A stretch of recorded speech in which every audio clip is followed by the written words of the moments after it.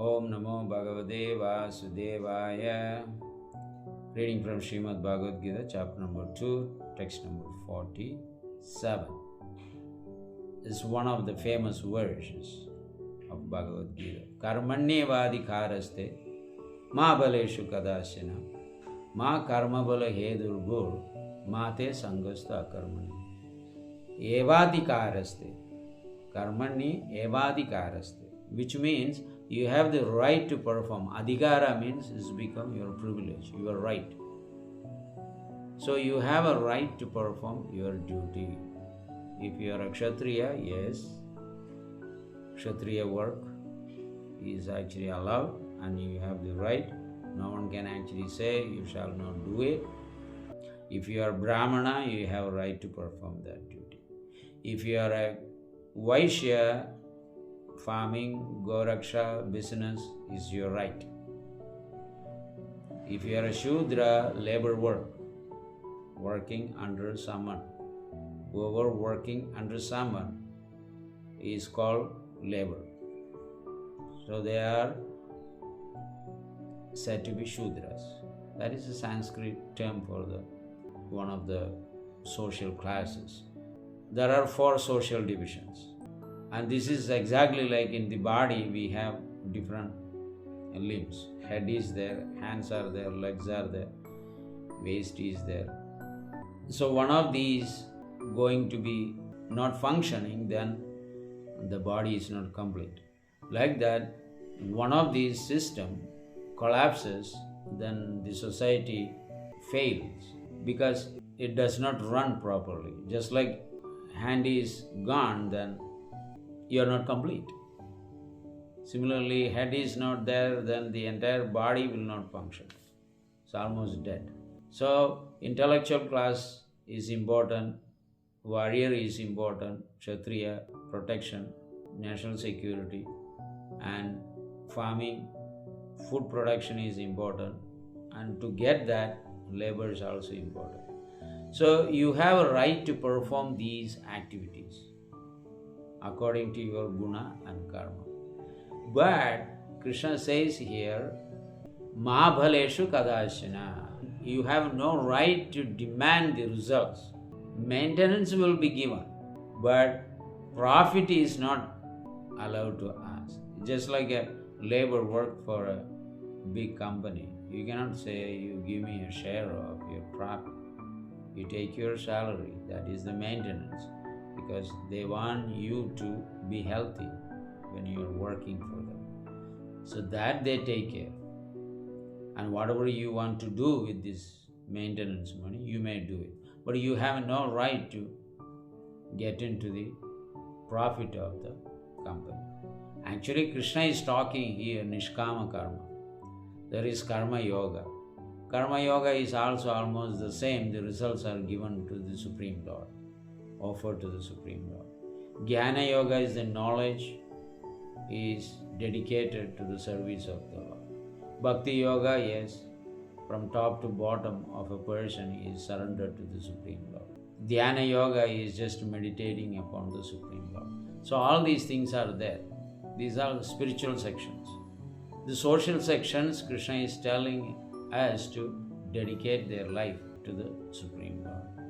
So, not desiring anything. Now you can actually ask, what will happen? I am a businessman. I do business. I get a lot of profit. What does it mean? I shouldn't be taking the profit? Just work for the people as a social cause? Krishna is saying, no. You must have the profit. But after the maintenance and surplus, that you shall engage in Nishkama Karma Seva of the Supreme Lord. When you engage in the Supreme Lord, you are not implicated. Then you may think, why should I actually give to God? Why God requires? Because He is the creator of everything. He is giving us everything. He will be continued to giving us. So why He needs it? The thing is, when you take your actions, your life in a business level, right? Giving and taking, then you are entitled to pay the bills given by the supreme government, which is Krishna's administrative group. You are not paying for the water or the sunshine or moonshine. You are not paying for your original land. You are not paying for the air that you are breathing. The heat, cold, all these things are the protection of the Supreme Lord. And He manifests these things through His universal administrators. We don't pay bill for the sunshine, but if we do pay for the electricity, if you don't pay, they will take the fuse and go. So similarly, the air that you are breathing, your life is dependent on air and water.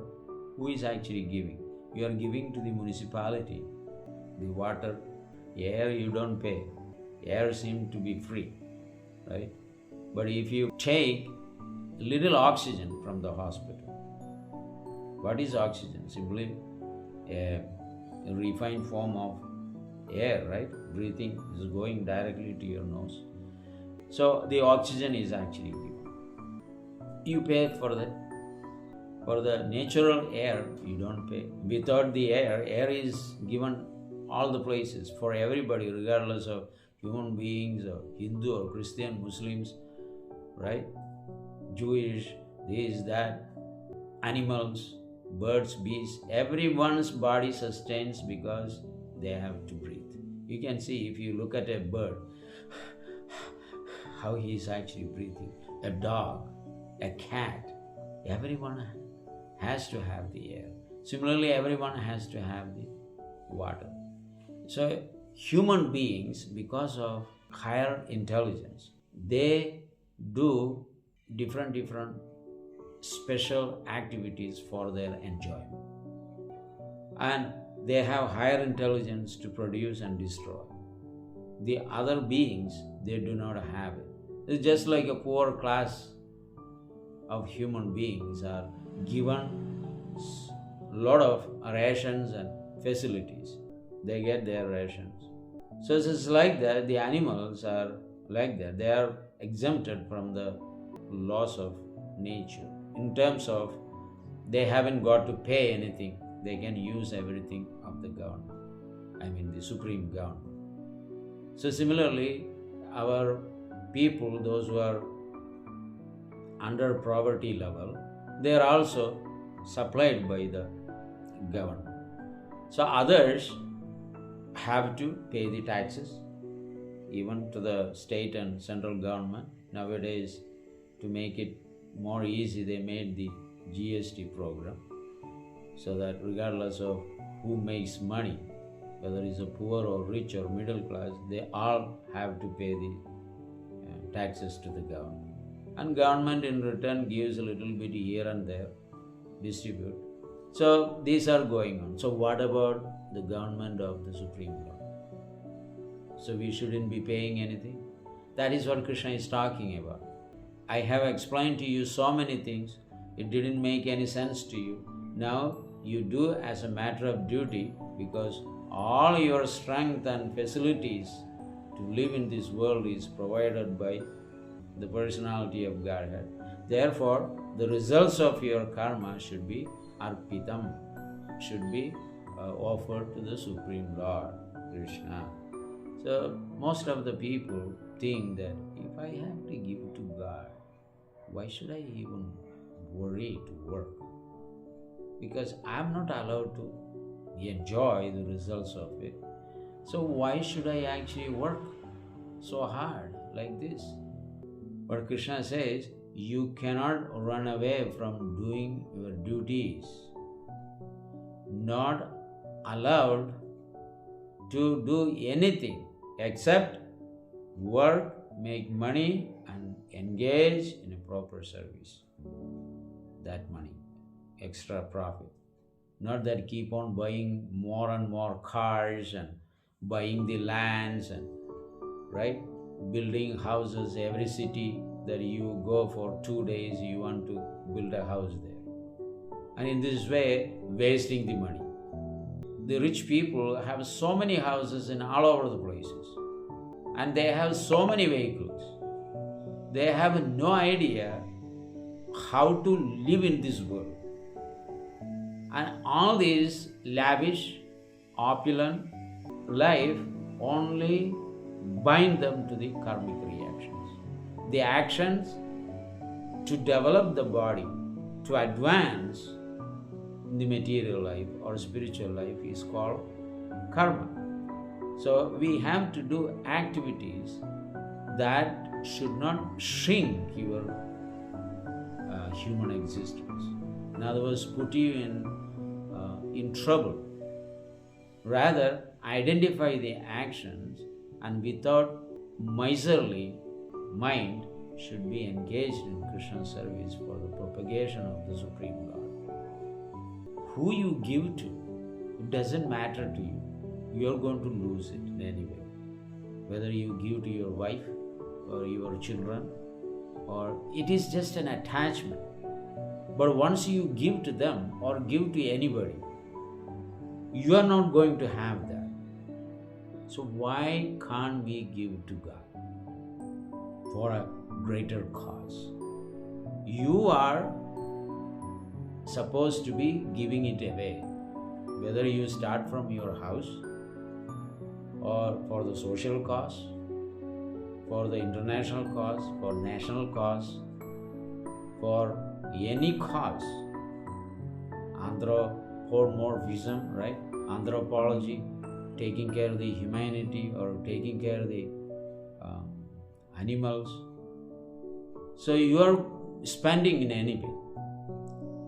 So why shouldn't we following Krishna's instructions and spend the money for propagating the Krishna consciousness and bringing the high quality human beings?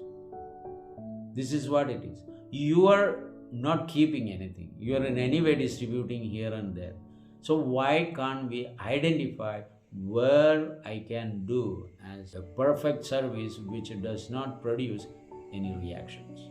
That is what Krishna is talking about here.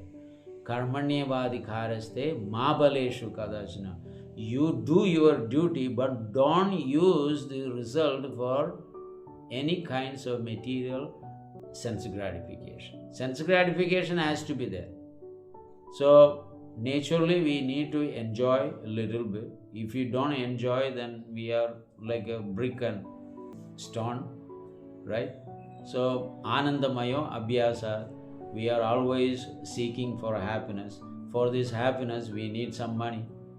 But use that money and offer everything to Krishna and enjoy the results of it. Even if it is a cheesecake, apple pie, gulab jamun, rasagula, different parks, Mysore parks or jalebi, you may do everything just as an offering to the Lord. Offer to the Lord, live and chant the mantra, leave it for 10 minutes in front of the Lord and chant the mantra. Krishna eats. Krishna is telling, I eat. So, in this way, you are free from reactions of your own karma. Because you made the Supreme Lord as the authority, and you have, after that, you have no personal responsibility for anything. Because you adopted him as everything in your life. Now it is his responsibility. Just like you accept your father as the leader, so you are not worried. You are making money, going and giving to him. So what is going to happen, what happens, what doesn't happen is none of your business. Because you don't make any money, you give to your father. So you are free. At the same time, whatever expenses you have, father takes care. Even if it is more expenses. You have given 1,000 rupees, but some or other, some unseen expenses have come which become 2,000, 3,000. Father takes care of it because he knows my son didn't keep anything for himself. So I have to add and take care of his requirement. This is what exactly Krishna does. So if we give to the Supreme Lord, that is Karma Yoga, and Nishkama Karma Yoga, and Krishna takes care of us. As just because we are holding one side of the rope for our side, therefore all these unseen incidents or unwanted things happens to our life, because we are not having Shraddha in Krishna service. Ado Shraddha. Shraddha means when we speak something about Krishna, you haven't seen anything, but you have faith in that sublime process.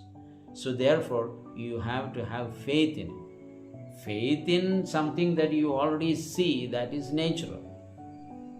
But something you never see and you have to have faith on it, that is something transcendental.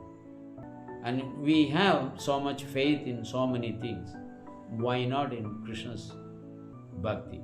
This is what phalesu kadachina. Because you are not making the profit, you are not allowed to cease your work.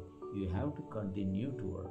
Even if you are making the profit, you are not allowed to use it except for your maintenance thing. Rest has to be engaged in Krishna service. That makes you free from entanglement. No more karmic reactions by which you are thrown into the repeated birth and death in different species of life. Cat, dog, worm, germ, tree, plants, fish, birds. No, you always will be in the safe side. That is what we need to learn from this particular verse, that everything is provided by God. All food item includes fruits, vegetables, nuts, grains, sugar, flowers. For any kind of utilities you are using it, that is Krishna's energy. Therefore it is essential to work and make and give to God. That is the first-class devotion service. May not be first-class devotion service. First-class devotion service is give life, dedicate your life for the propagation of the Supreme Lord. Thank you very much. We will continue. Hare Krishna.